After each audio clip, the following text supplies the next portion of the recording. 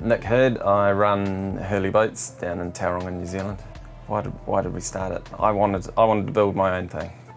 My old business partner gave me the opportunity to start up with him, and then we just grew from there. So I did design at uni, and then I went into boat building after that. So I did timber and composite boat building. I really enjoyed that part of things, but after that, became a design engineer down at Fitzroy Yachts, building super yachts, and we were building stuff up to 50 metres in aluminium, and that's when I suppose I went over to the dark side. But that whole timber and that ethos behind all of that, and the build techniques, I've tried to bring a lot of that over into the Hurley brand. So I love timber on the interior of a boat. It feels nautical, it feels right to me. So yeah, we've got a lot of timber on the inside, but then when it comes to the exterior paneling and things like that, and the way we've put the boat together, I tried to bring in some of those timber styling and elements that I've learned in the past into the aluminium side of things. So we do a bit of what could be described as timber planking in some areas on the boat, but we're welding it together. So yeah, it's just bringing a bit of my past into the future, I guess.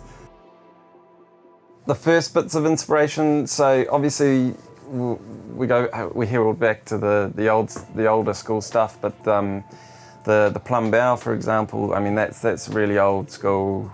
It's very traditional, really.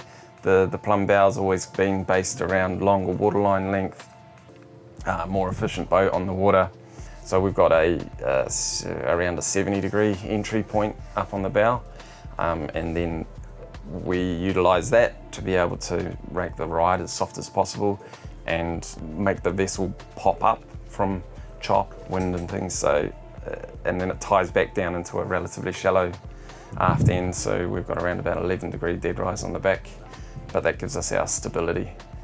And then when you're in a following sea, we've got a few tweaks on the hull that we've put in there that allow you to be able to trim the boat up nicely, and the boat's surf down a big swell really well. It's quite cool. It's like a surfboard, really. The secret sauce, I think, is a combination of a few things. We've evolved the hulls as the years have gone by, but it's just been going out and experiencing it and then bring it back and adding or taking away an element here or there. So the bow of the boat is deeper. So we've got 1.5 degrees from the stern to the bow that our keel line actually sits on, so the bow's deeper. And then our exposed keel below the actual hull plates, that sits level with the waterline. The theory and the way that this works is that the bow stays in the water for longer, doing its work. So you've got that nice fine entry point up in the forefoot of the boat, and you don't get that slamming underneath your feet, when instead of having the boat riding with only 50% of the boat actually in the water. And then that keel sits parallel with the waterline and is deeper. It's about 150 mil deep at the stern, and it tapers off to 0 at about less than 2 meters forward from the anchor. We only do about 5 or 6 a year, just because our place in the market really is in the boutique custom area. So we're not pumping boats out left, right and centre, but it's the client gets a lot of involvement throughout the whole process. So this boat here is our 9-metre Elite. We've got our own anchoring system up forward, and we put a Lone Star drum winch up there in its own anchor well. Then we've got the head. The head, what we've done there is we've positioned the bulkhead on the head so that you've got a nice comfy head room, but you can actually get changed in there. Proper veneer and proper solid timber going throughout the whole vessel. There's no plastic, no Formica, none of that crap in here. And then all of the interior after that, everything's veneer again and marine vinyls everywhere.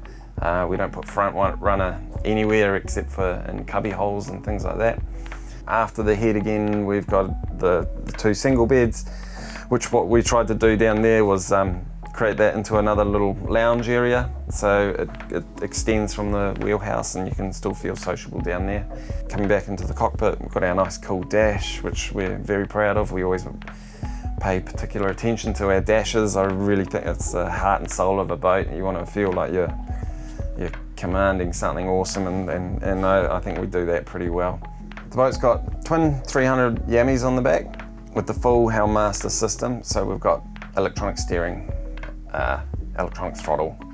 Everything's really nice on the dash. It handles beautifully. The Helmmaster system is magic. Makes everyone a pro instantly, which is really nice. The fuel tanks that we've got on board, they're around just under 600 litres and split between two fuel tanks. We do put C-Zone on most of our vessels now, just for the digital switching aspect and the remote monitoring.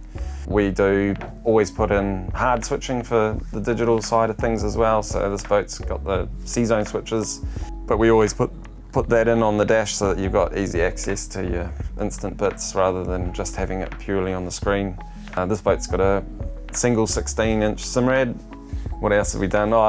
Like the Fusion stereo, we're to try and keep the dash as clutter-free and things like that. We put a black box in, so a little remote on there instead, and then obviously you can control it through the screen as well.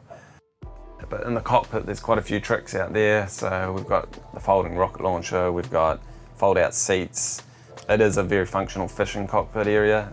There's big space out there, but everything folds away nice and tidily so that you still have a nice clean area to work in when you're fishing, and then everything can fold out after the fact when you want to sit down and have a beer and relax at the end of the day. So there's the seating, there's the fold-out bar that we have. We've got a big fish bin, it's insulated and under the floor. And the fish bin's got a macerator pump on it, so when you're finished at the end of the day, it'll chew through the majority of your fish guts and scales and things like that and spit that overboard. Big bait tank, we've got hot water on board, so there's a nice shower out in the back on the cockpit. We've got a big bait board, and that does all its sliding movements from one side to the other, which is a nice little innovation one of our guys came up with. We've got a gyro on board this boat. There's been a few of these that are coming out now. Nearly every boat that we're building right now has got a gyro put on them. It seems to be the new gold standard for a boat of this caliber. This one here's a MC2 quick gyro. So the gyro just adds that extra little bit. We try and make things comfortable, really.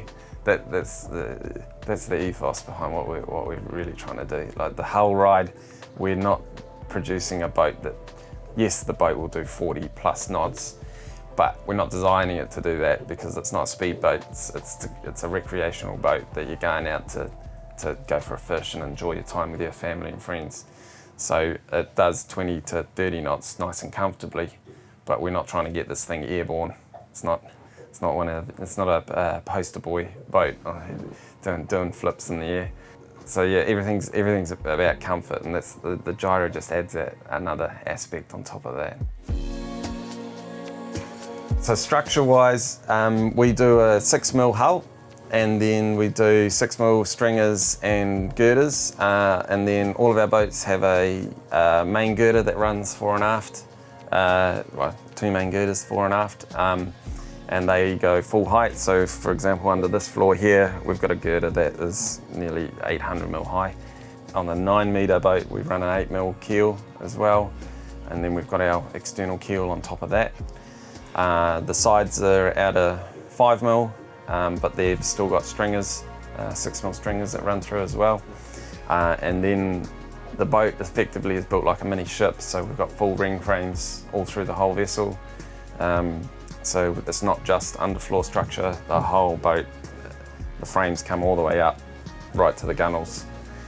And then when it comes to a bulkhead or something like that, on a wheelhouse, that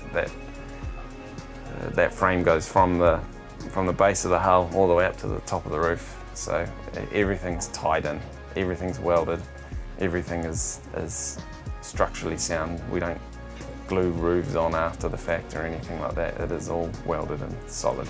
boat we put a swim door on it, and it is a door that swings out from the hull and then lands parallel with the waterline. And then we've got a ladder that folds out from that. So we do that option, or the dive door, which swings into the boat. But the swim door, what we're trying to do with that is effectively create another duckboard type area, and it's real, especially if you've got kids and things like that. It's great for divers, but it's really cool to the kids jump off it and do laps around the boat and things like that. It's just because it's so really well integrated into the rest of the cockpit, it just adds another nice element to the boat. The boat alone that we're sitting on now weighs just over 4 tonne as it sits. Yeah, on a trailer, obviously more than that. It all depends on how you want to fit it out, but yeah, you start around the 600 mark, and then you can work your way north of that, depending on what you want to do. It's completely client orientated. So the decking that we have on inside the cockpit is a product that we import from the Netherlands called Esthec, E-S-T-H-E-C. It's a composite flooring material. We CNC it out and then backfill it with another composite material to give us our teak lines, etc. So we can custom design any shape, pattern in the flooring that the customer wants. What do I love most about boat building? The joy of it at the end of the day. Standing back and looking at what you've created. The proud factor, I guess. Looking at a boat on the dock, going, oh, that's cool, I built that. That's amazing. And then seeing photos, because I barely ever get to see the outside of the boat when it's on the water, because I'm always in it. But seeing photos that look amazing, and yeah, it's just that. It's really that proud factor, I guess, is the big thing. I love stepping back and taking it in.